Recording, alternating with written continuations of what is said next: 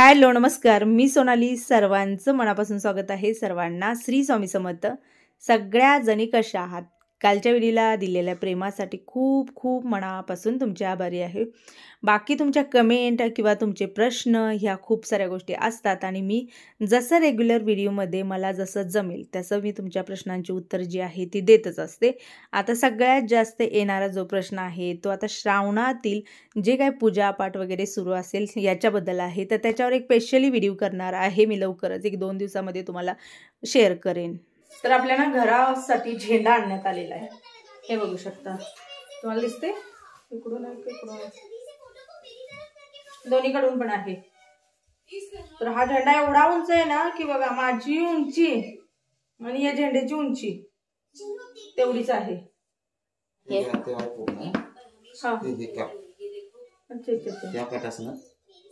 वाटते का हे इथून निघते म्हणून खाली लोळू नको. आता उंचीलाच तेवढं आहे. तुम्ही सोपं चहा घेणार, रेग्युलर आपली देवपूजा जी आहे ती करून घेणार आणि निवांत आपलं मग अभिषेक वगैरे करीन. आणि तांदळाचं प्रमाण सांगायचं राहिलं, काल व्हिडिओ केला, भरपूर कमेंट आल्या, काही पर्सनल मेसेज पण आले मला व्हॉट्सअपला काही त्यांचे की हे तांदूळ वापरू नको, कारण हे कुंकामध्ये पूर्ण डीपली मुरलेले तांदूळ आहेत, याचा कलर निघत नाही म्हणल्यानंतर हे वापरू नको, हे आपलं पक्ष्यांना घाल. तर मी आता काय करणार आहे, हे नेणार टेरेसला, व्यवस्थित वाळत घालणार, सुकतात आणि मग ऑलरेडी पक्षी येतात टेरेसला, खाऊन जातील. कारण थोडंसं असं वाटायला लागलं की बाबा एवढा कलर मी धुते ओरिजिनल अजिबात कुंकू नाही. त्यामुळे मग मी टाळलं की बाबा राहू दे, अनारसी पण राहू दे, लय झंझट असते. आणि ते जसं मी म्हणलं की आता एवढं सगळं करणार आणि जर तेलामध्ये गेलं आणि फुटलं तर काय करायचं, तेलाचं मात्र होणार ते होणार, सोबत वेळेचा प्रॉब्लेम येणार. त्यापेक्षा म्हणलं नको बाबा, आपण याच्या वाट्याला न गेलेलं बरं आणि असं कलर युक्त न खाल्लेलं बरं, आपलं ठेवून देते. भैयो हे वर न्यायचं आहे टेरेसला, त्या कपड्यावर व्यवस्थित वाळत घालायचं. काय नाही करणार होते पण आता नाही काय करणार, अनारस करणार होते. अनारस म्हणजे अनरस रे, ते जाळी सारखा वर खसखस लावलेलं खाल्लं नाही कधी तू? मी कधी बनवलेच नाहीये, ते एकदा फक्त बनवले होते तिकडच्या घरात, ते पण फुगले नव्हते. काही ताई म्हणले की ताई तुझे फुगलेले नाहीयेत. याच्या किचकट रेसिपी असतात ना, याला रेसिपी चॅनल असणारे ते थोडासा वेळ देऊन करतात. आपलं कसं डेली रुटीन सर भागो त्याला आणि कोण वेळ द्या. असं चला चहा प्यायला या आणि श्रावणातल्या दुसऱ्या सोमवारच्या खूप साऱ्या भरभरून तुम्हाला शुभेच्छा.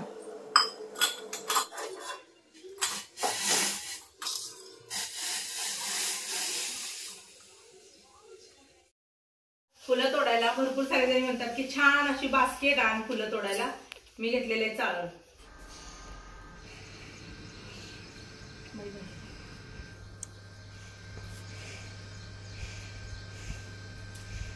अनंत चापा मिळाला. हे तू कुठे मिळाला लागलाय का मी चलो ग. बघा आता फुलं बघून आणि पुन्हा कमेंट येतील की ताई काय खत घालता, कोणतं खत घालता काय. ज्या रेग्युलर बघतात ना ताई, त्यांना एक सांगेन की ही जेव्हा आणली आणि जेव्हा ती ग्रो करत होती तर तेव्हा त्यांची जागा जी होती ना ती पूर्वेला, म्हणजे आता एक गुलाबाचं झाड आहे दाखवते पिवळ्या कलरचं, त्या साईडला होती. पण त्याच्यानंतर पुन्हा असं जाणवलं की जागा चेंज करून बघूया, म्हणून ती जागा हे बघा ह्या लाईनला होती अशी, पुन्हा ती काढली आणि जडत इकडं तिकडं ते छोटं मोठं वास्तुशास्त्र बघण्याच्या नादात ते आम्ही शिफ्ट केलं तिकडं. दुपारचं त्याला सावली येते, सकाळचं ऊन येतं. ताई ना फुलं म्हणजे फुलं झालेले आहेत. आज मी 2 दिवस झालं काढलीच नाही ती फुलं, कारण म्हटलं आता मंगळवार पुन्हा सोमवार येतोय, कशाला काढू.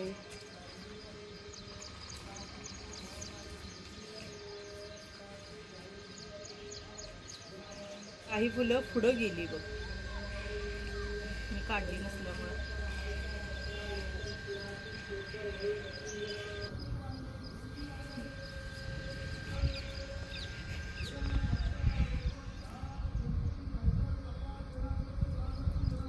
गुलाब लय नाजूक आहे बाबा, हात लावले तर पंखुडी पडायला लागल्या.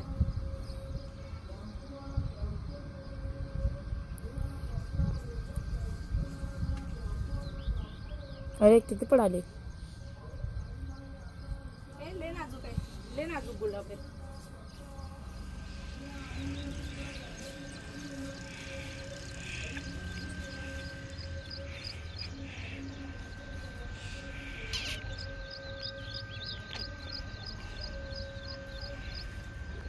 पावसाचं दर्शनच व्हाय ना. पावसाचं दर्शन व्हाय ना ग.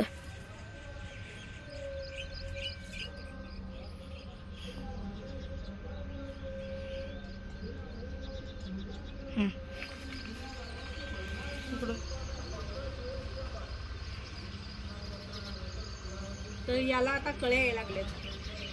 जिथं जिथं कटिंग केले, न्यू ब्रांच फुटले, त्या प्रत्येक थापीला 3-3 कळी यायला लागलेली आहे. बघा म्हणजे गुलाब आपल्याला किती दिवस फुल देऊ शकतं, फक्त त्याची योग्य कटिंग होणं गरजेचं आहे. ही आहेत आजची गुलाबाची फुलं. वांग्याला पण फुल आले, ते पण घे की. वांग्याची फुलं वापरते ना येड्या. नाही कोई तुटलेली कधी काढताना. कशाची? आंब्याची. हा हा. कोई असल्यानंतर उगतंय ते, कोई ओढत्या न्यूट्रिशन. तर किट्टोनं मला काय सांगितली, मम्मी हे फुल महादेवाला म्हणजे पिंडीला वाहू नको. मी तिला विचारलं का, तर काहीतरी शाप आहे म्हणते, तिला प्रॉपर माहित नाही, पण बोलत होती की हे नको वाहू, बाकीच्या देवाला वाहा. चाफ्याचं फुल देवाला म्हणजे महादेवाला व्हायचं नाही. मला कमेंट होत्या पण मी दुर्लक्ष केलं. व्हायचं नाही. माझं वाहणार का नाही वाहणार दुसऱ्या देवासनी. सोन चापा पण ते नाही रे, हे असले चाफ्याचं.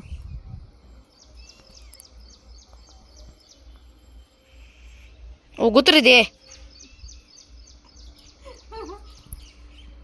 अरे काय फुलं उगवले ते ह्याला येणं झाल्यात.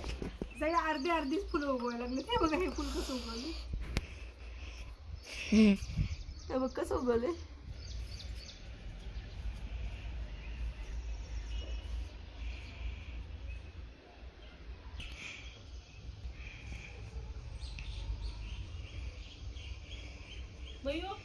झाडांना पाणी घाल जरा, झाड वाळायला लागले. आपल्या गुलाबाच्या फुलांचं कसं असतं की बघा, एक स्टॉक झाला की दुसरा मिळतो, दुसरा झाला की तिसरा मिळतो. म्हणजे गुलाब लावण्याचा निर्णय हा बेस्ट ठरला. जास्वंदी पण बेस्ट आहे. तुम्ही जास्वंदीचं एक झाड तुमच्या घराच्या कडेला कुठंही जागा असू दे मातीत लावा. मातीत अगदी 2 फुटाचा जरी जागा असेल ना, त्यात मातीत लावा. बघा तुम्हाला डेली नुसती जास्वंदीची फुलंच भरपूर सारी निघतील. बाकीची फुलं काय असो किंवा नसो.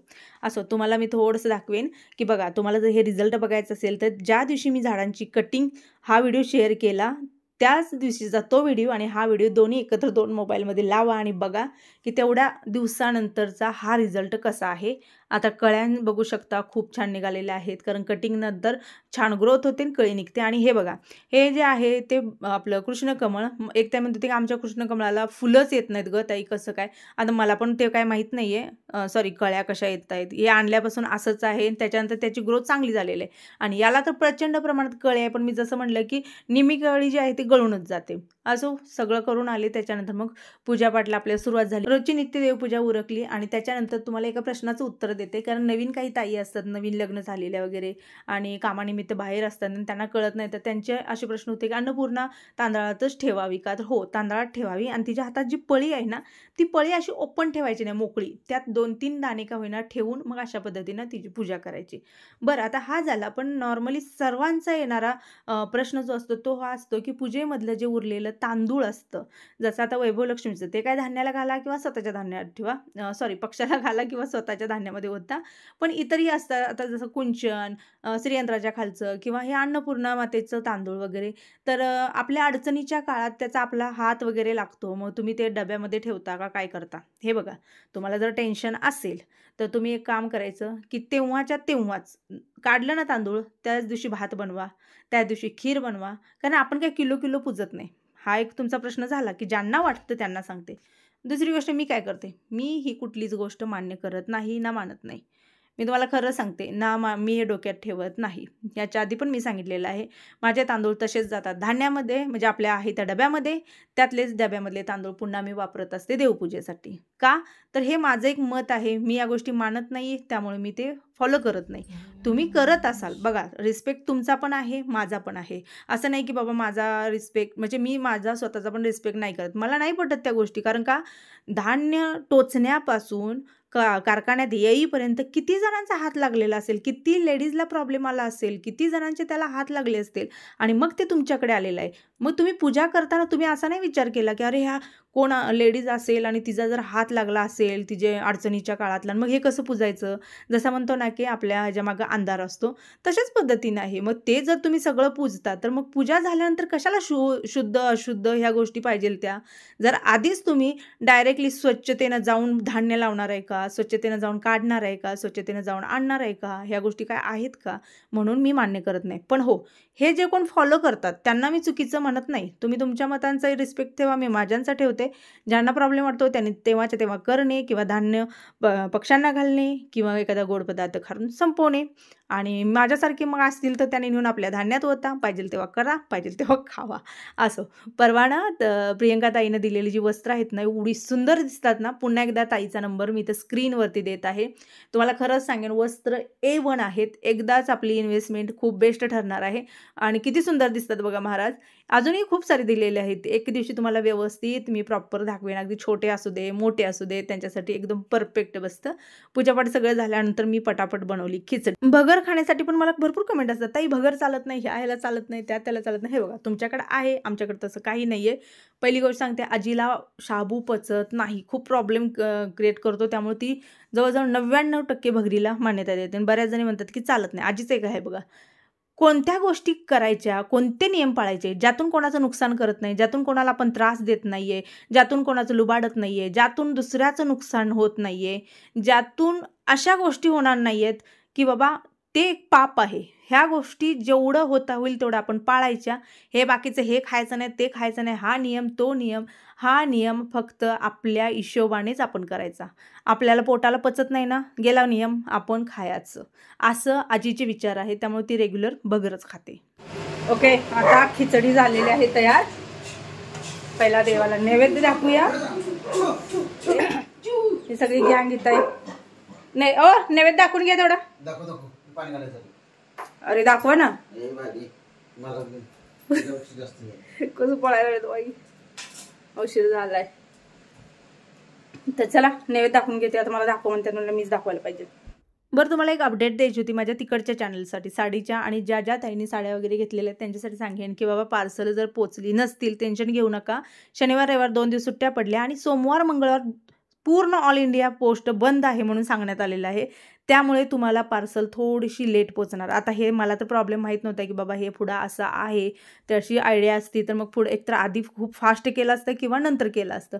पण आता हे अचानक त्यांचं आज असं सांगण्यात आलं. ही अपडेट मी तुम्हाला देते की आज पण पोस्ट बंद आहे आणि उद्या पण बंद आहे. त्यामुळे ज्यांची पार्सल पोस्टाने येणार आहेत त्यांना डिले होऊ शकतं. आणि जसं मी म्हटलं की थोडा अनुभव घेतला, आता मात्र इथून पुढे कामाला आपल्या स्पीड असेल. ए ते फजावर टाकू नको.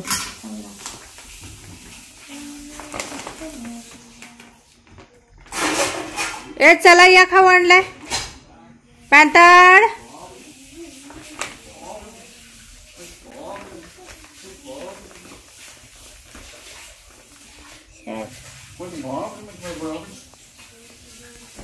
कसं असतंय चिके तुला खाऊ आणलंय, खाऊ वाट बघत बसल्यात. खाऊ पाहिजे पॅन्टुडे पॅन्टुडी. ते बघ कसं बसलंय ग पाप. ये इकडे तू, ये.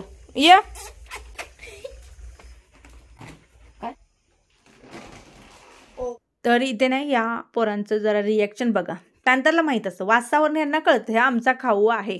ज्या वेळेला खाऊ, जशी आपली मुलं खाऊ बघितल्यानंतर खुश होतात ना, तसं आता पॅन्थरकडे बघायचं बघा, त्याची रिॲक्शन बघायची. त्याने बघितला की ह्या आता आपला खाऊ आहे एवढा आलेला आहे बघा. रिलॅक्स झाला, एवढा उशीर वाट बघत बसलेला. अडल्ट मधलं आहे ना हे, बारक्याला नाही चालणार. बघू बाई जरा खोल बघू ती चिके कसं खाते बघू.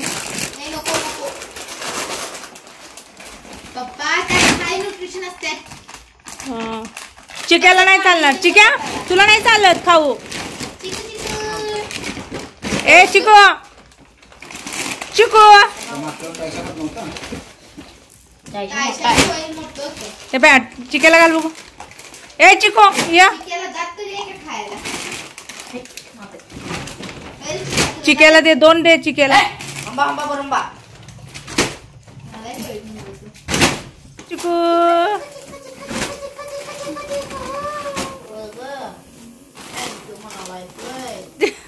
भैयाला कशी माया लावते बाई दे.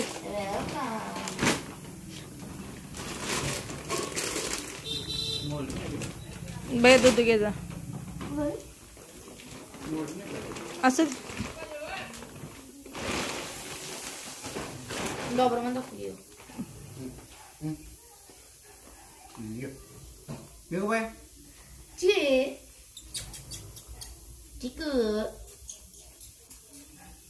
काय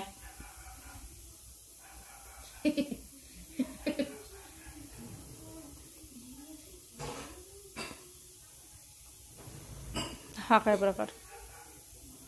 तर चला तुमच्या जशा पद्धतीनं ज्या ज्या कमेंट असतील त्या कमेंट तुम्ही जरूर मांडा. मला जसं होईल तशी मी उत्तरं देईन. आणि सगळ्यात जास्त जो तुमचा प्रश्न आहे तो सुपारीचाच आहे. परवासुद्धा बोलून सुपारीचाच आहे. तर मी लवकर तो डेमो दाखवते. म्हणजे डेमो दाखवल्यानंतर तरी तुम्ही थोडंसं रिलॅक्स राहाल.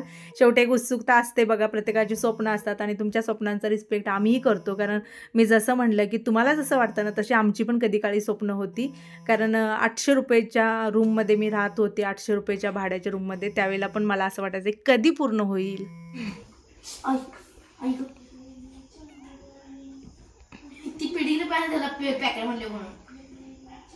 टायचुडी टायचुडी टायचुडी पॅन्थुडी चिकुडी. ए चिकुडी ये माझ्याकडे.